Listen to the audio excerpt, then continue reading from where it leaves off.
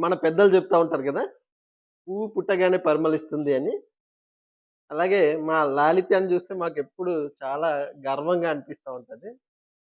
తను 4 తరగతి చదువుతున్నప్పటికి కూడా అన్ని కళల్లో ప్రవేశం ఉంది దానికి. లాలీకి చదువుతో పాటు కరాటే వచ్చు, డాన్స్ వచ్చు, పాటలు పాడడం వచ్చు. అవన్నీ కూడా మీ అందరికీ తెలుసు కదా!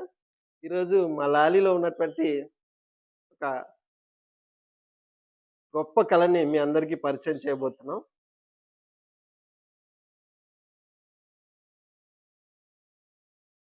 మా లాలిత్య ఈ మధ్య వేసవి సెలవులప్పుడు ఖాళీగా ఉండి యూట్యూబ్‌లో ఒక క్రాస్ కోర్స్ చేసి జాతకం చెప్పడం కూడా నేర్చుకుంది. ఈ మధ్య మనం తెలుగులో వేణుస్వామి అనే ఒక గొప్ప పండితుడి గురించి ఎక్కువగా చెప్పుకుంటాం కదా! ఇప్పుడు ఆయన కొన్ని కొన్ని ఇష్యూస్‌లో కొంత డౌన్ అయ్యాడు. ఆయన ప్లేస్‌లో ఇప్పుడు భర్తీ చేయడానికే మా లాలిత్య వచ్చింది. మా లాలిత్య గురించి, మా లాలిత్య యొక్క గొప్పతనం గురించి వీడియో చేయబోతున్నాం. మీరందరూ కూడా ఈ వీడియోని లైక్, షేర్, సబ్స్క్రైబ్ చేసుకోండి మా ఛానల్‌ని. ఒకసారి లాలిత్య స్కూల్ నుంచొచ్చి, "నాన్న నాకు జాతకాలు చెప్పడం వచ్చింది నాన్న" అని చెప్పి అనింది.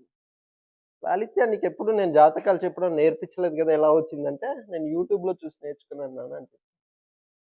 హౌ? ఎలా అని అడిగినప్పుడు లాలిత్య ఒకసారి స్కూల్ నుంచొచ్చి తన చెయ్యి చూపిచ్చి, ఇక్కడ ఎక్స్ మార్క్ ఉంటే మేము జాతకాల్లో నేర్చుకున్నదేంటంటే, ఇక్కడ ఎక్స్ మార్క్ ఉంటే ఖచ్చితంగా లీడర్ అవుతారు నాన్న అనింది. మరి నువ్వెలా చెప్తున్నావంటే, నేను ఈరోజు నా జీవితంలో నిజమైంది నాన్న ఇది. జాతకాలు చెప్పడం నాకొచ్చిందని చెప్పింది. ఎలా లాలిత్య అంటే,